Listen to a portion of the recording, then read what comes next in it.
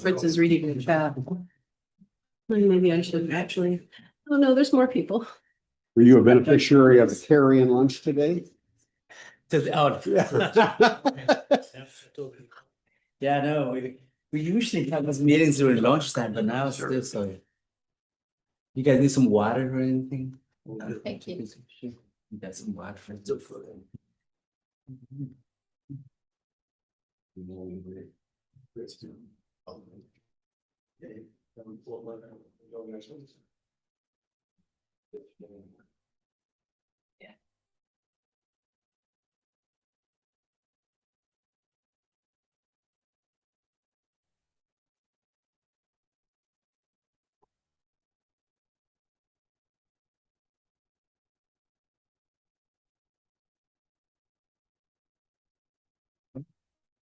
Good.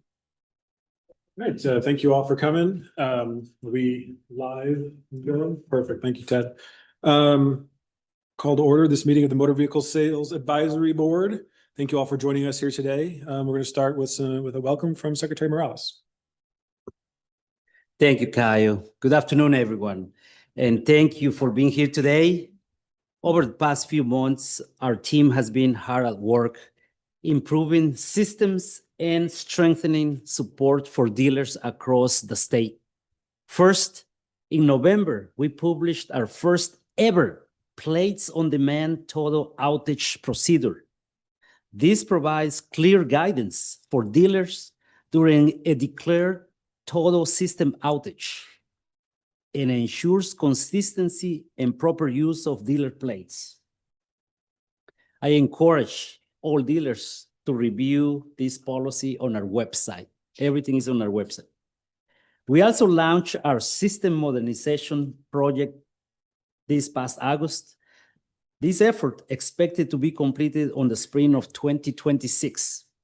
It will upgrade the dealer portal with new transactions, a more user-friendly interface, and expanded accessibility. This will be able to help a major step forward for our division for the dealers statewide. My team and I continue to crisscross all 92 counties because all 92 counties matters to the Morales administration. We'll be crisscrossing, meeting with our auto dealers, listening to their needs and how my office can better serve and provide the necessary tools and resources. Our team also represented Indiana. Okay. Am I good, Ted? Our team represented Indiana at the National Association of Motor Vehicles Boards and Commissions at their fall conference in San Diego, as well as we had a strong showing at the 2025 Independent Automobile Dealers Association Conference this past summer. Thank you for your partnership, for that invitation, as we continue to work and have meaningful conversations with dealers all across the state. We look forward to continuing working and collaborating with you. Also, one thing that you may have noticed, we are getting feedback from our Auto Check initiative. People are taking advantage of it. And I'm proud to say that this is a new service that we're providing. Since more people are wanting to use it, we are spreading the word about Auto Check via radio, TV, and as well on billboards. So keep a lookout on that. Today, we will discuss the possibility of legislative items to help improve the dealer industry and how our office can better serve our fellow Hoosiers. You know, I'm proud to tell you that I have not missed a meeting. This is something that I said I'm gonna sign up, and we're here. And I want to make sure you know that we are grateful for your partnership, your commitment to Indiana's automotive industry, and I appreciate your time today. I can tell you this, I value your expertise. You know your industry better than anybody else. So I'm so grateful that you all are here because I truly value your expertise in this industry. Thank you again for being here and your continued hard work. And before I hand it over to the rest of the team, let me just say one more thing. As we approach Thanksgiving next week, I want you to know that I'm so grateful to be able to live in the greatest country on earth, the United States of America. I'm grateful for that. So I want to wish you all a happy Thanksgiving. Thank you, Kyle. Thank you, Secretary. Next item on the agenda is review and adoption of the July 23rd meeting minutes. Does anyone have any questions or concerns related to those draft minutes? I move to approve. I hear a motion. Do I get a second? I second it. All in favor? Oppose? Motion passes. The minutes are adopted. Just a couple quick office updates for me. As the secretary mentioned, a couple weeks ago, we published our first plates on demand outage policy. If you recall, we discussed that here at this board meeting back in July. I think it was a really positive discussion. We published it a couple weeks ago, and now it's officially in effect. So if and when plates on demand ever totally goes down again, we'll have that to fall back to. So if anyone ever has any questions, concerns, obviously we hope we never have to use it. But if you guys are in your cohorts ever hear anything, feel free to direct them our way. We'll have to answer those questions. I know it's been a big point of concern for years now. So as for us to have that out there in place as a fallback, we're really excited to have that out there. I'd be remiss if I didn't point out that I think we're at like 99.9999% uptime this year for the plates on demand service. So, 100's the dream, obviously, but I don't know how obtainable that is when systems that are out of our control go down. So excited to have that out there. As the secretary also alluded to, back in September or late August, we kicked off our modernization project for primarily focused on the dealer portal. Our main goal is to move as many transactions as possible that dealers interact with us with online, and to make that as seamless as possible so that we can turn around, plate increases, things like that within a matter of hours instead of days. There's a bunch of back-end fixes as well, obviously, that'll benefit our internal operations as well. Scheduled to be completed in April of 26. So we're really excited to get to that world where there's a lot fewer manual operations and a lot more automated transactions as well. So those are the two major things as we head into the fall, obviously with session coming up. And as we like to do late in the season here with you all, we want to give you guys a preview of what we're looking at and get some feedback or ideas from you guys as well. So Keegan? So I'll just go over sort of a list. I may throw it over to Kyle to sort of go in depth when I feel like it's necessary. So the first one, this will actually benefit the dealers. So should be simple, adding the auto dealer service division to the DCS lien lists. So currently dealers have to go directly to them, and it's $8 per search on those liens. So we're suggesting that we would be able to build an interface with the dealer portal, so you guys can search those liens separately. So obviously that's a benefit to the dealer. So and we have approached a legislator about these topics. So we're waiting on his confirmation whether or not he will carry our bill. Obviously some of this may be in there, some of this may not be, based on some of the discussion today. The next one is the transport operator location requirements. I'll actually give that over to Kyle to sort of explain a little more. Yeah, so if you guys recall, back in 2020, the transport operators moved from BMV over to dealer division because it's more of a business regulation thing than a license or than a vehicle registration thing. There's about 600 of them currently in the state. What we've discovered is that BMV basically did no vetting of who was applying to get these transport operator plates.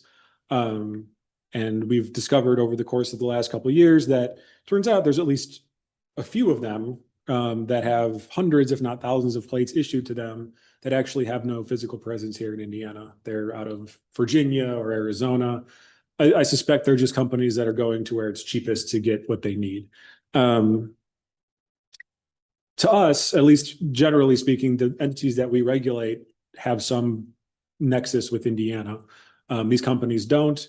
So we're going to propose that they do have a nexus in Indiana, a physical location here that's more than just a PO box or a service company here in Indianapolis, that they actually do business here. So that's the genesis of where that's coming from. Okay. The next one is pretty straightforward, that dealers must remain in good standing with IDEM, Department of Environmental Management, here in Indiana. Currently, dealers have to remain in good standing with the Business Services Division, the BMV, DFI, and Indiana State Police. So we'd like to add IDEM to that list. Pretty straightforward. I don't think Kyle can know, but we have not received a complaint related to a dealer from IDEM. I know this mainly, we do get some complaints from IDEM related to salvage recyclers, so that would be the main touch point related to this. You want to add anything else, Kyle? Yeah, that's it. It's mostly the salvage recycler stuff. We've got a couple contacts over there that regularly shoot us stuff over for, especially, frankly, mostly unlicensed salvage operations, where they go and do an inspection and turns out they're just dumping oil into the field behind their location. There's scrap tires all over the place. So to me, that seems like IDEM should be included in the list of remaining in good standing, and so we're going to propose to add them. Okay. The next one would be dealers, requiring that dealers keep a copy of a driver's license or ID and or proof of existence of a corporate entity for purchases in the deal jacket. Again, I think that's sort of straightforward, the requirement. Kyle, if you want to explain sort of the nexus. Yeah, I'm curious to get some feedback on this from you guys because, sort of the genesis of this particular proposal has to do specifically with sort of corporate ownership of vehicles, and who's actually operating and owning the vehicle. We've run into some issues in our enforcement cases where we're trying to get in touch with who actually bought the vehicle, and it's just under the name of some LLC, and there's no contact information. We don't even know if it's a real person. It might be a straw purchaser situation, for example. We're just not sure. So we're going to propose that, and frankly, well, I'll wait to get you guys' feedback, but we're going to propose to add some sort of proof of identity for the purchaser to the deal jacket, so that, and I think frankly, dealers probably keep a lot of that stuff already. And that's what I'm looking to hear you guys on, but. Well, we do, Yeah. you're correct, but that gets, and I understand where you're trying to go, but that does get a little sticky when you sell to a corporation, because oftentimes the person that comes in, I mean, they're just a person that works for the owner Yeah. of the company. To require the actual copy of a driver's license for the owner, that could be difficult. I think, well, in my mind anyway, and maybe I didn't say this the best way, but basically, so if it's an individual that's purchasing, it would just be a copy of their driver's license. If it's for a corporate purchase, it wouldn't be a copy of their driver's license. It'd be basically proof of their EIN. So like something from the IRS, just like, because when everyone gets their EIN, they get the letter from the IRS that has at the top. I'm sure you guys have seen them, a copy of that or something like that. Like, I'm open to what that is. That's the first thing that came to my mind. That's what I see. That's an easy thing to get. Yeah. is the EIN. Yeah. Because they'll give it to anyone that applies, right? So I guess ultimately the issue we're trying to tackle is knowing who is buying the vehicle, or rather getting proof of the person who's buying the vehicle, of who they are, proof of identity, basically. So I'm open to ideas, and we don't need it right here today, but that's just kind of what I'm trying to get to. So is this trying to combat the LLCs being set up in what state? Montana. Montana. That's certainly a part of it. It's one of those things where it's like we're trying to tackle a few different issues, but the Montana thing is a great example of something. It's a real thing. It happens. 100%. And we're pursuing some other cases related to that now, trying to get DOR to work with us. But we're hopeful that something like that would take a step towards helping crack down on those Montana registrations to avoid. Walk us through that. Let's use the Montana example. So company wants to buy a vehicle with a Montana LLC that's set up. Mhm. You would require an EIN, Mhm. so, and which they can get. So what are you gonna do? So I think our idea would be that the information that we can pull from the EIN, we can go to the IRS and say, give us the details on who registered this, where they're located. It kind of falls apart when you start talking about they're just gonna have a random PO box or a service box somewhere in the city, it's a mailbox. Again, it's not a perfect solution. But I think but the idea is to get us a step in the right direction of hopefully attacking some of these issues. But you're right, I mean, it's not a perfect solution. But the idea is we'd be able to get more details about the buyer to find out, because when it's a Montana LLC, you know, all we know is what their service of address is, and it's also in Montana. What we'd like to get to is to find out who in Indiana is actually buying that vehicle. Is the vehicle actually garaged here, which means they should be paying sales tax and registering it here? Because right now, on the Montana thing specifically, the missing link is the Montana LLC to the Indiana individual. And so, you know, if it's a vehicle that's not a daily driver, that it's a track vehicle or something, I think it's an open question whether or not those actually do need to be done here in Indiana. But if you're buying, you know, a nice Lexus that is your daily driver, those should be here, those should be taxed in Indiana. But what we as the state don't have currently is the link between the LLC and the Indiana resident. And the EIN shows that? I don't remember. So at least on the letter, it would give us something to go by to then inquire further either with the IRS or the Montana Department of Revenue or whatever it's called up there, or the Indiana Department of Revenue, if they have resources to create that link, to find the link. I see. Because right now they just fill out the bill of sale. It's just, you know, here's their LLC name and their address up in Montana. If we have the actual number on the IRS letterhead, we at least have a place to start I see. to Okay, makes sense. investigate. those things, Do- is the thought. Do dealers require a W-9 for corporate purchases or no, When they finance. when they finance? So if they don't finance, Don't finance. Yeah. I mean, corporations typically, I mean, some see it. Yeah. But. So would it be a- That thing's a real thing. Oh, yeah. We've had that happen. so this would be a situation, so you'd want this in either situation, if they finance or don't finance. Yeah. 'Cause I guess you could have them self-certified W-9, right? Or would that be a lot of? Well, I think, I see where you're going, I think, and I think it makes sense. I didn't quite see because I didn't list anybody typically on that form, but it does give you then a link to. Yeah, you know, as with all things we propose, it's trying to find the balance between having to create more, you know, regulation versus the interest of enabling our investigations. Right? We don't want to create something that doesn't exist that dealers now have to manage to collect from the people that are buying cars. But if there's something already out there that could potentially give us what we need without having to create that additional burden, like the form, like the IRS form with their EIN on it,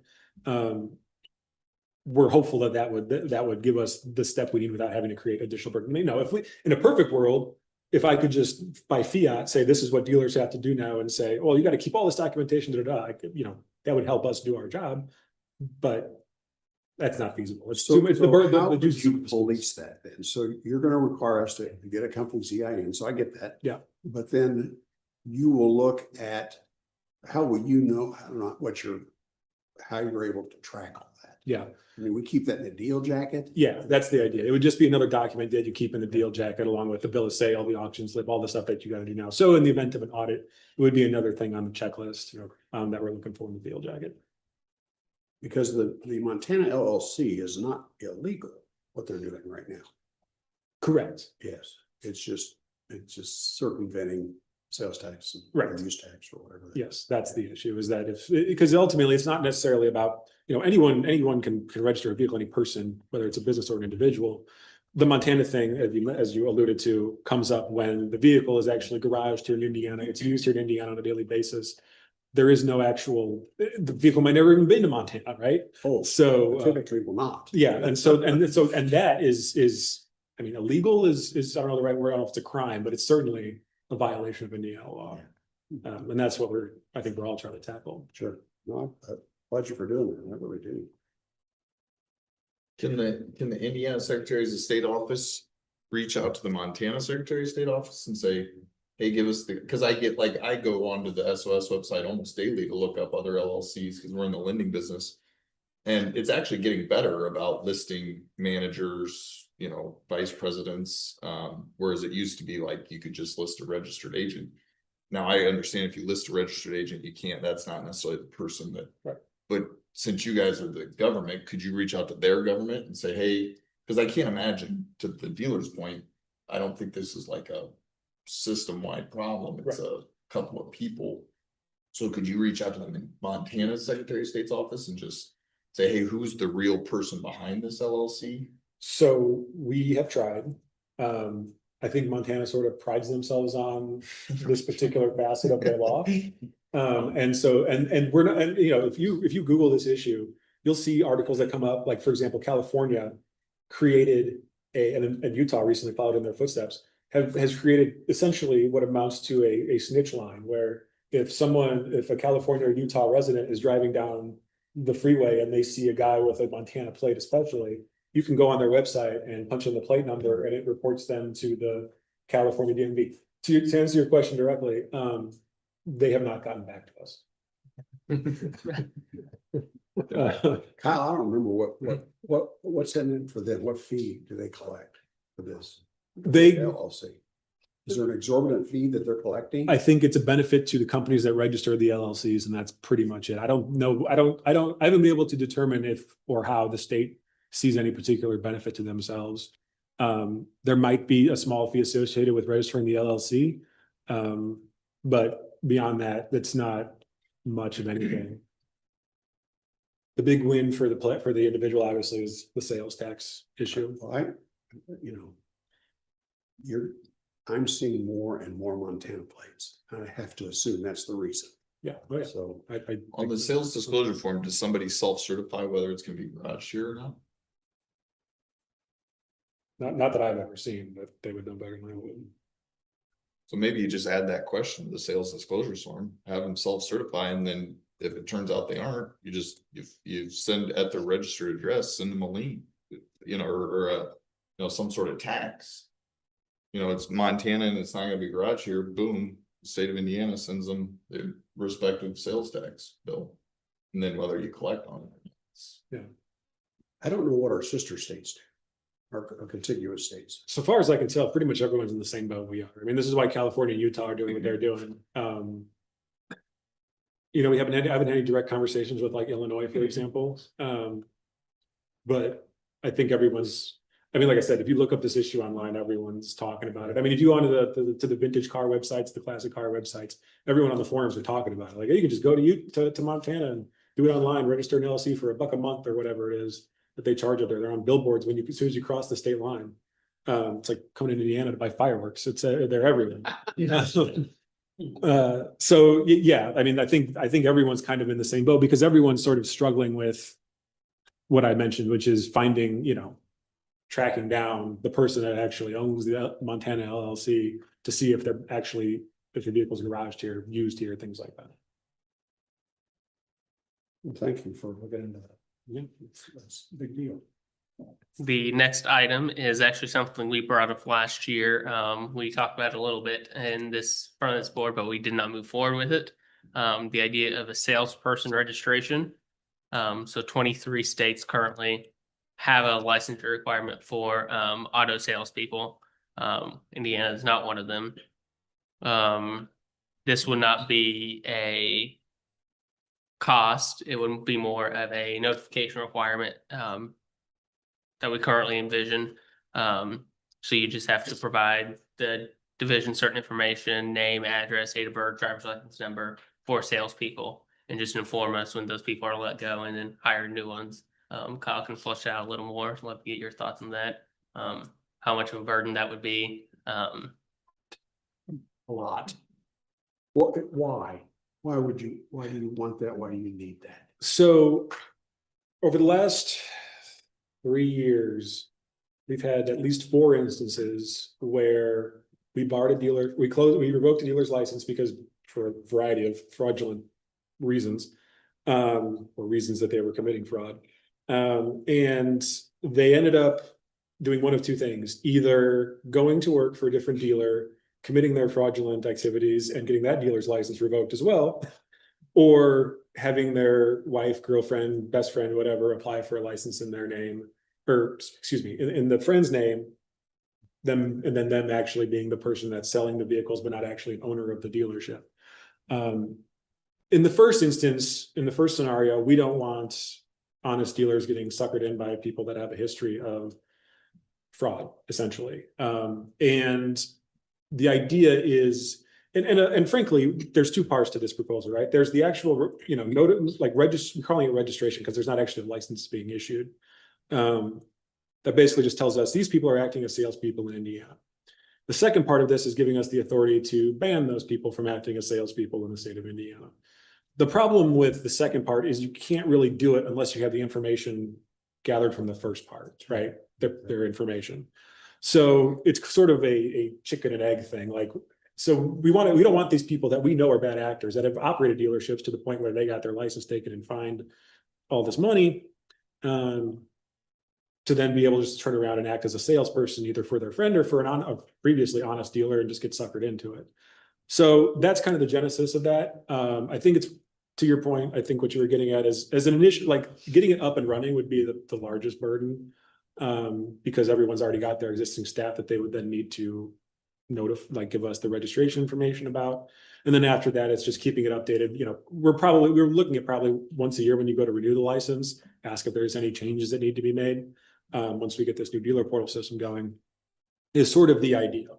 So again, we're always open to feedback. If you recall, we did talk about this a little bit last year. Like Keegan said, I don't think we proceeded with, or I know we didn't proceed with it because we didn't do it, but Maybe not. so that's sort of where we're at. So just FYI, unfortunately, that often is a revolving door in that department. And to do it once a year, Yeah. we may not have many of the same players, unfortunately. I'm embarrassed to say, but that's just our industry. Yeah. So the turnover is very high in that department, very Okay. high. When you get your insurance, yearly insurance, you gotta give a list of who's driving and who's part of it. So Yeah. I mean, it'd be a spot check. You could do that. Yeah. Okay. But to report to you on every move that's made, Yeah. you wouldn't want that job. It would be. Well, the idea is for us, we'd automate the whole thing. So you just put all the fields at the internet and then it just goes into a database for Maybe we just have them send them to you. Yeah, send them all to me, I'll fill them in for you. Well, the next one I'll just mention in passing. I don't think anything will be moved this year during a short session, but last year there was movement on towing regulation, mainly for the sort of commercial towing, and not sort of consumer towing. But so we'll continue having that conversation in a short session. I don't think much is going to happen, but again, giving our division the ability to regulate the towing industry would be a benefit. The next one I'll bring up is operating as an unlicensed dealer, a Class A infraction. So that would just bring acting as an unlicensed dealer, the penalty for that in line with other offenses within the dealer code. Kyle can touch on that a little more. Yeah, operating with an expired license, operating a salvage recycler without a license are both already Class A infractions. I suspect this was either an oversight or something got removed when the code moved, it got forgotten essentially. Because it doesn't really make sense to make operating with an expired license an infraction, but doing it without a license is A-okay. So I think it's, like I said, I think it's an oversight. I don't think it'll be terribly controversial, but that's where we're at. Mm-hmm. And the last discussion we can have is a discussion around dealer fees. What? I'm sorry. Dealer fees. Fees. Obviously, Indiana has one of the lowest fees in the state to get a license to become an auto dealer. In the independent side of things, obviously, we've introduced some training requirements that have a fee attached to that. So I feel like that side of things may actually be in a good spot right now. But obviously the new dealers, I think that is what, 35? New franchise dealers, $35. So I don't know if there is any appetite to address that. I don't know if that's something that would actually make it into legislation through the legislative process. But there has been a discussion about moving the fees into the Secretary of State rules. So we could do that through our rulemaking process instead of statutory. What's our renewal fee or anyone? 30. And then new dealers 35? 30. I think they're both. Manufacturers and both- distributors are 35. Oh, Okay. okay. So it's But 30. dealer used new are 30, salvage is 10, transfer is 20 or 30. So it ranges from 10 to 35, depending on the license type. And that the license initial cost is the same as the renewal every year, just, yeah. Say that amount every again. year. I'm sorry. Say that last The, part. the renewal cost is just the same amount as the initial cost every year. So you pay 30 to get a license and then 30 to renew it every year. If I can say something.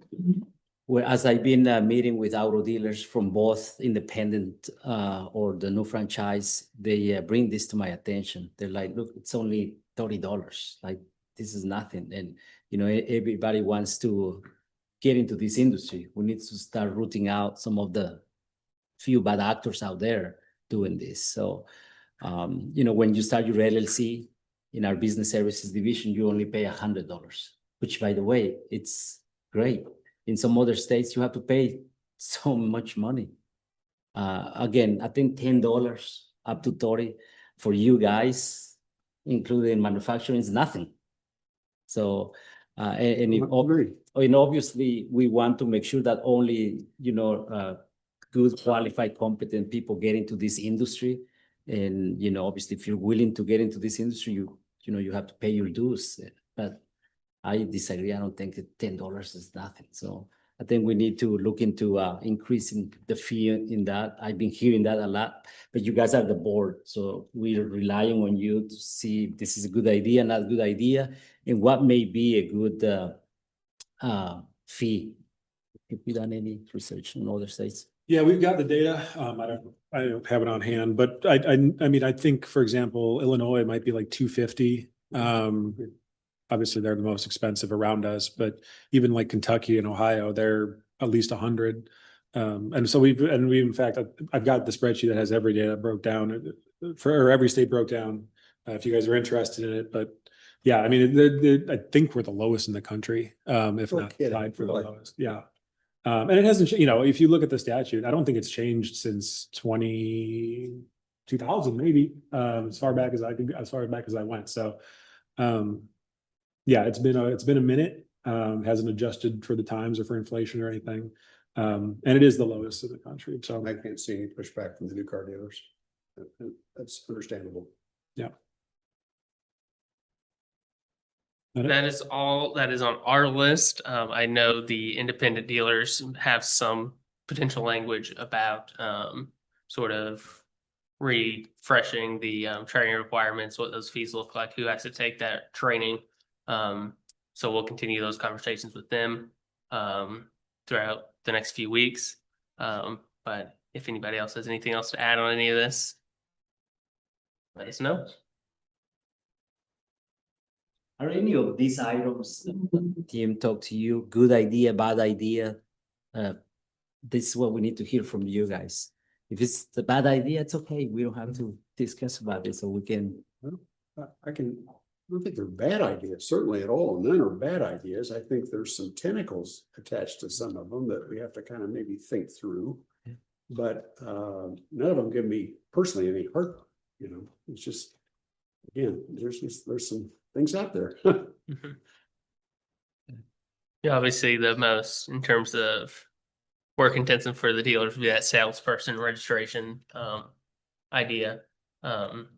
So it's something that we may explore a little more, talk to a few more stakeholders in the industry, see their thoughts on it. What would be a good solution for that? Have you guys had a chance to talk to Marty Murphy about any of these? Not yet. He had pretty good pulse too. Yeah. quick follow-up on the conversation we're having about salesperson registration. So as all employers, I assume this is just to confirm that you guys actually, even if you weren't reporting it to us, you guys would have the information on your employees, their name, address, because you gotta pay payroll taxes and stuff, right? So even if they were revolving out, so, as I was alluding to earlier, there's these two sides of it. There's the identification and then the barring side of things. So I guess if a situation were to arise where we knew a salesperson, or you guys found out that a salesperson was committing fraud or something on your dealership, and we could substantiate that, you guys, the dealer, would be able to provide that to us to say, you guys are no longer allowed to be salespeople anywhere. I guess the thought being ultimately that maybe we don't necessarily need the registration side on the front end if we get it on the back end and still give ourselves the authority to just bar them based on name, date of birth, DLN, whatever identifying information we could get from the dealer. Maybe that's enough to see if that is effective in what we're trying to accomplish. And then if it is, great, then we can just stop it. If not, we can come back to you guys and report back and say, this is where we're at now. I kind of like the idea about the snapshot, because we provide that information annually to our insurance company. It's just a snapshot of our drivers. Yeah. And to do that requirement every time or every month, Yeah. that would be a lot. And I think you would catch who you're looking for in the snapshot. Right. You wouldn't have to work on it every month. It would be And you could even go every 6 months, Yeah. I don't know, just. Okay. Yeah, those guys are pretty slippery. Yeah. So they don't stay long typically. Well, that's one of the things that we don't have a lot of visibility in is just how much, we kind of know, but like to hear it from you guys is really helpful that it's just changing, all the time. So, okay, well, that's a good note. Do the dealers do a background check when you hire a salesman, or no, you just kind of like? Well, we do. Yeah. We hire a company to do the background Right. check. We don't do it. We hire a Right. company to do that. Yeah. So. Is that common practice? I don't know. Okay. Just curious. Cause a little bit of that, I feel like is more on the dealer itself. I mean, when you're hiring a bad actor, the dealers have got to take some onus upon themselves to decide whether they're hiring. I don't think every decision needs to be a government decision. It needs to, if the dealer hires a bad actor, that's a them problem, and. See, the background check wouldn't show what they're. Right. They're talking about. Well, but it might, cause if they really committed fraud, the Attorney General office probably went after them, right? Or. There's a lot of shades when it comes to fraud, Okay. as I'm sure you know, like Right. there's obvious cases that you can prove in court, there are Right. cases that I can prove to an ALJ, and then there's cases where it's like, I'm pretty sure, Right, but I don't have enough to prove it to a judge, but I don't want you in my business anymore. yeah. So, there's degrees to it. But I think you're probably right. I think to some degree, the other thing too is, the dealer community, especially the folks represented here, are on the sophisticated end on the spectrum of dealers, of auto dealers across the state. There's a pretty significant subset where it's like they have 2 employees, 1 employee, it's a mom and pop shop where, they don't have the financial wherewithal or the knowledge on how to even do a Right. background check. They're just taking whoever come in and, turn a wrench for them, basically. So, I think you'd have to be careful though, then, because then if they don't hire him based on a decision you all have made, that turns into an HR thing, and now you're making HR decisions based on, it wasn't like a law enforcement agent said they committed fraud. It's just you felt like an actor. and that's one of those things where too, like for example, when we do a bar on a dealer owner, where we say you're out of the business, that's subject to review by an ALJ. They can have a hearing. Mhm. There's due process. They can appeal that to a trial court judge, et cetera. And that would be the same thing here. Any agency action for any agency across the state is subject to judicial review. Mm. And I would venture to guess 90+% of those hearings are done pro se, i.e. without an attorney for the petitioner. So they're very informal and frankly pretty petitioner friendly. But yes, but I agree, obviously we'd have to be careful and maybe able to be, again, it's one of those situations where we probably wouldn't do the bar unless we were certain we could prove the case to a judge. Right. So we'd have to rise to that level. Right. Any other comments, concerns, questions? Okay, About anything or those topics? Anything? anything. Open Yeah, if there's discussion nothing now, on we can- legislation. we can get I open was just discussion. curious where we're on the slate up in the northern part of the state. Keegan? No, Sean and I, went up there, a couple months ago. They did a sort of a briefing, yeah, sort of a press briefing. That's a good way of putting it. Where they had the local government folks there, local representatives and, you know, gave us some fruit. And, to mark that they had officially cleaned out the old stuff from the factory where they're gonna be at, the manufacturing plant, because there used to be a catalog factory. Printing catalogs, and they were gonna start retooling it, putting in the stuff to actually start assembling the vehicles. There's a couple months after that, I guess probably about 3-4 weeks ago, we talked to them. They're planning on starting the application process early next year, when it comes to the manufacturing side. And that's about as far as we've gotten with them. So,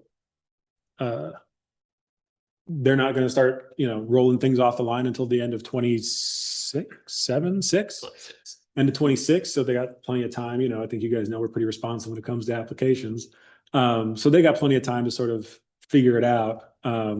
But we're watching with interest. You know, people can go online and put a deposit down.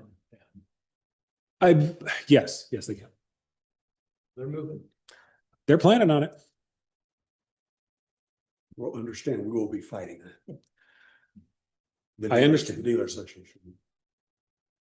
I understand. Yeah, it'll be interesting to see how it plays out over the next year or so. You know, we obviously can't take any action until something wrong has occurred or a violation of law is evident. Sure. So, you know, like I said, we're kind of just waiting to see how it all plays out. So they're taking applications on selling cars Well, that's what I've heard. or deposits? Yeah, deposits. Oh, so you can take a deposit without even having a license to sell a car. manufacturer. Sounds a lot to So me, but- that's the way it's presented, to the public. If you read the fine print, it's sort of like, it's not a guarantee to buy a vehicle. It's like, so it's very lawyerly worded. You bought a crypto token. Essentially, yeah, is how it reads to me. So I'm not sure how much value you're actually getting for that deposit, because literally I think what I think you're actually doing, and don't quote me on this, but I think you're buying a spot on the list to buy one when it's available. You're not actually buying the car, so I think that's how they sort of get around it.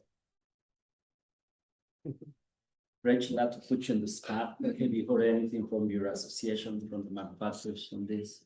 Yeah, we had discussion, no issues from a legislative standpoint that I think we're interested in. I think we always want to talk with the dealers when they have proposals. Historically, that's the direction that most legislation comes from. So we haven't heard any that might impact OEMs yet, but hope to continue to have open conversations. Preferably prior to any bills being filed, it would be ideal. Are any of what we presented affects you guys? Nothing stood out to me. We always, our team and I will here as a resource for all of you in those conversations. If you guys need us to be with you or a mediator or, be the bridge, or if you guys want to use our office, our facility, please let us know. We want to be part of the conversation. We want to be helpful, because I believe the more successful, our dealers, manufacturers are, it will benefit our state. Because remember, everything we do is for our consumers, for our Hoosier consumers, for our state. So let us know. Happy to help in any way. Kagan is our Deputy General Counsel and Policy Legislative Director. He can help me. Caio is an attorney as well. Jerry is our General Counsel, and Sean is here. So our team is here for all of you, independent side too. So I don't want to leave you guys alone out there, but we're here for you guys. So just reach out. And to your point, we have organization day yesterday. So this is the time to talk about this. So before pending, if they're coming back in a couple of weeks or not, we don't know that. then we can continue the conversation. So that way, as we get to the 2026 General Assembly session, we can be all on the same page. So just let us know. Kyle, when did they tell you that they anticipate production to start? Late 26, fall of 2026, I think. Yep. Third quarter. Late 26, third or fourth. Third or fourth. I don't know. And there's no equipment in the plant now. They're putting it in now. I mean, it's a very small facility. They're only gonna have one assembly line, so only producing one vehicle. And the idea is it's gonna be super like, I don't know if modular is the right word, but very simple. And so, yeah, that's the plan, is to get it in by then.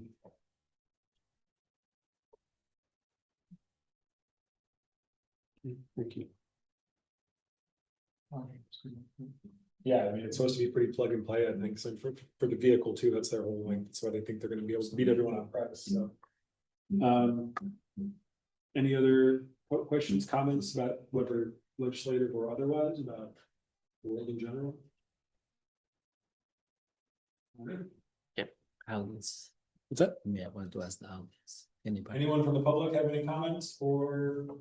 Oh, I had like two questions I thought during this. Sure.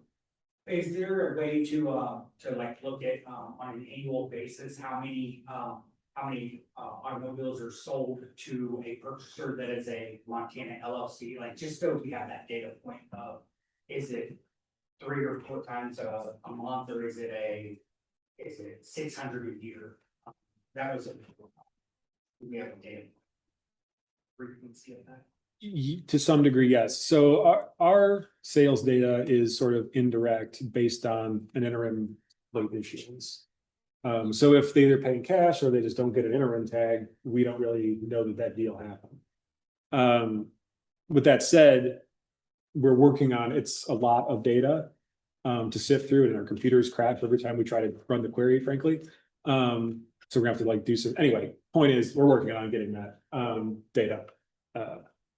So we can have that in our back pocket for when someone else asks that question. And then the one other thing I was thinking of was, when we were looking at like policing kind of the bad actors, but at the same time trying to empower the good business owners, right? So it's like, which one's easier to do? But, one thing like insurance companies, a lot of times they do, when you look at like, what's the cost of insurance? Well, when you're 16 and you start driving, this is the cost of insurance, but with time, you can begin to see additional benefits. So I didn't know what type of things might be, things that maybe the Secretary of State's office could help incentivize the, stellar dealers. Rather than, like, you don't understand, I didn't know if there were, I'm not super, politically understanding a lot of the ins and outs all the time, so sometimes, so I didn't know if there were ways that maybe some dealer, like, certain things could cause you, like education, things like that, could cause you to receive additional benefits or discounts to certain things, but it's more about kind of like, everybody doesn't get an A in school, but if stay up late, study harder, and maybe put in the extra work, they have to do better on the line. So I didn't know if that was an angle we could also look at. Yeah, I mean, we're certainly open to ideas. I don't know that we have anything sort of ready to go on that front, just because it's just not really how our statutes are structured. Yeah. So, but we're, as with all things, we're always open to have a conversation if someone wants to, talk to us about it. Yeah, I mean, obviously we support all dealers, but we especially support the ones who keep their nose clean and run their business honestly, and the ones we don't get complaints about are our favorites. And so, it's, yeah, like I said, we're open to a conversation. If anyone wants to bring that to us, absolutely, any way, to your point, that we can help support, the best of the best, absolutely. Pardon me. Could you identify yourself? Oh, my name is Aaron Stanton with the Independent Auto.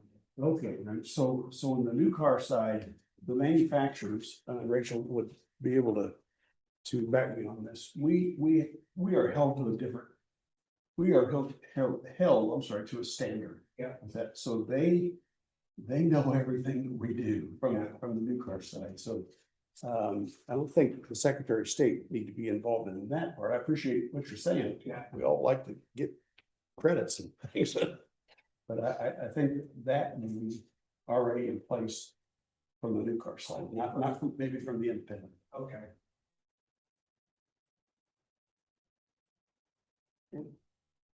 Anything else from the gallery? All right. Motion to adjourn, So moved. second, all in favor? I- Opposed? Motion passes, adjourned. Thank you. You, Happy Thanksgiving, everybody. thank you.